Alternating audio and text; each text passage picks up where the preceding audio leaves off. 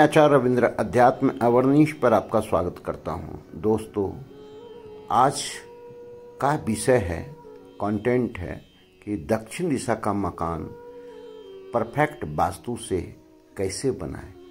Civil की दृष्टि से भी वास्तु शास्त्र के अनुसार अगर मकान वास्तु से बनता है तो काफ़ी अच्छा फलदायी होता है।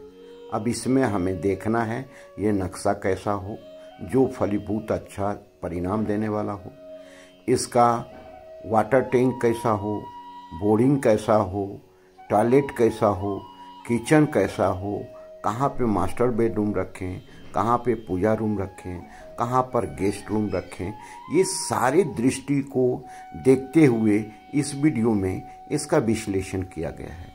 सबसे पहले ध्यान रखने की आवश्यकता जो है कि वास्तुशास्त्र में अगर दक्षिण मुखी मकान बना रहे हैं तो दक्षिण मुखी मकान आपके लिए बहुत फलदायी हो, इसके लिए कुछ प्रमुख बातों को ध्यान में रखना आवश्यक है। सबसे पहली बात जो है कि आपका जो मकान होना चाहिए या आप जो प्लॉट ले रहे हैं वह समकोण पर हो, जिसका चारों कोण बराबर हो, अर्थात ये वर्गाकार हो या आयताकार हो तो बहुत अच्छा परिणाम देता है। और इसके ढाल को विशेष रूप से देखना आवश्यक है कि आज के डेट में कि इसका ढाल दक्षिण से उत्तर की तरफ हो या पश्चिम से पूर्व की तरफ हो।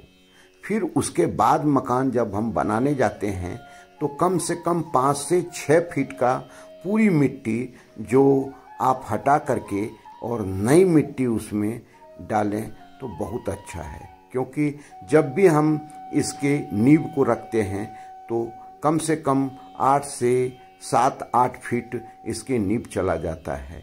तो ऐसे स्थिति में चूँकि मकान आज के डेट में बहुत ऊंचाई छूने वाला होता है, 2 मंजिला 3 मंजिला 4 मंजिला तक लोग बनाते हैं। G+2 तो बिल्कुल जो है साधारण सी बात है।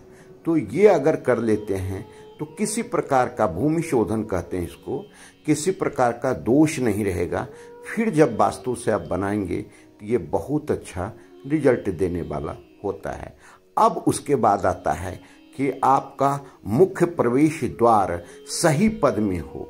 अग्नि कोण से लेकर के आप नैऋत्य कोण के बीच में 9 भाग बांट करके चौथे पद में आप अगर प्रवेश द्वार रखते हैं बहुत अच्छा है। अगर ये छोटा पड़ता है तो तीसरे पद को भी आप ले सकते हैं। तो ये समझिए कि आपका प्रवेश द्वार सही पद में आ जाएगा। अगर ऐसी स्थिति बन जाए कि ये दोनों पद मिला करके भी नहीं होता है तो फिर जो है सो दक्षिण मुखी मकान आपके लिए सूट नहीं करेगा और प्लॉट के साइज पर निर्भर करता है। अब विशेष व्यवस्था अंदर का देखते हैं। इसमें मुख्य व्यवस्था जो देखना है, इसका टॉयलेट हमको कहाँ रखना है। टॉयलेट बहुत इफेक्ट करता है। कहीं गलत जगह पर हो गया तो ये सबसे बड़ा वास्तु दोष उत्पन्न करने वाला होता है। तो इसके टॉयलेट की व्यवस्था के लिए हमें SSW क्षेत्र में इसे बनाना आवश्यक होता है और SSW के क्षेत्र में बना हुआ टॉयलेट आपको अच्छा फल देने वाला होता है और दक्षिण मुखी मकान में यह बहुत ही अनिवार्य है।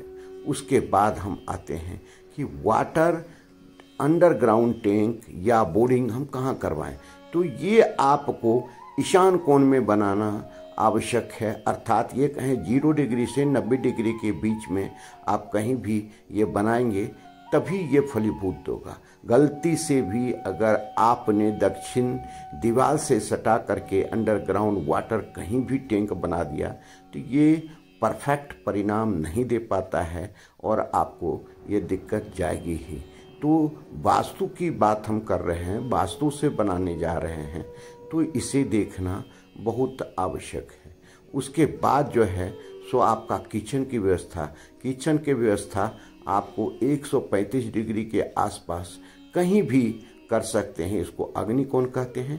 अग्निकोण में बना हुआ आपका किचन अग्नि तत्व के क्षेत्र में रहता है और काफ़ी अच्छा रिजल्ट देता है। ध्यान रखने की आवश्यकता है कि अगर आप अग्नि कोण में प्लेटफॉर्म बना रहे हैं किचन का, तो ये ब्लैक ग्रेनाइट का नहीं हो, ये रेड फैमिलियर से हो या जो है सो अजमेर पत्थर हो या बड़ौदा ग्रीन इत्यादि हो, तो ये अच्छा रिजल्ट देता है।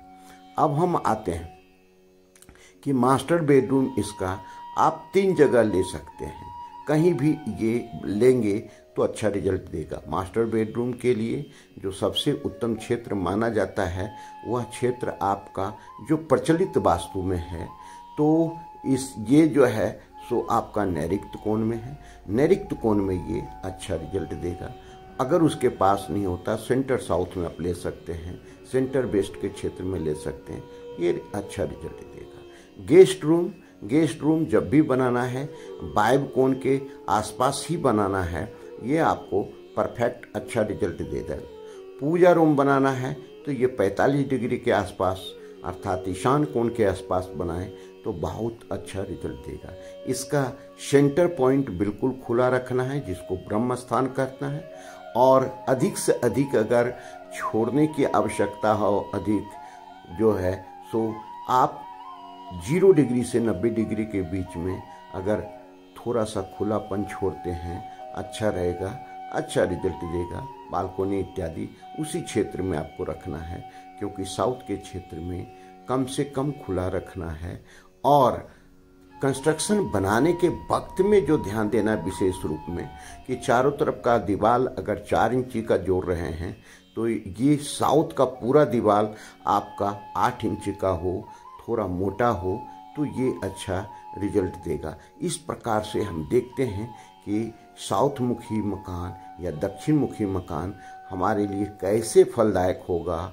जो मिथ है, जो भ्रम है, लोगों के मन में एक संशय पला हुआ है कि दक्षिण मुखी मकान अच्छा नहीं होता है, तो इस मिथ को दूर करने के लिए, क्योंकि इस दृष्टिगत से अगर बनाया गया है, वास्तु के इस नियम से बनाया गया मकान काफ़ी अच्छा फल देता है और लोग इसमें काफ़ी समृद्धि प्राप्त करते हैं और उनका जो है विकास बहुत अच्छा होता है।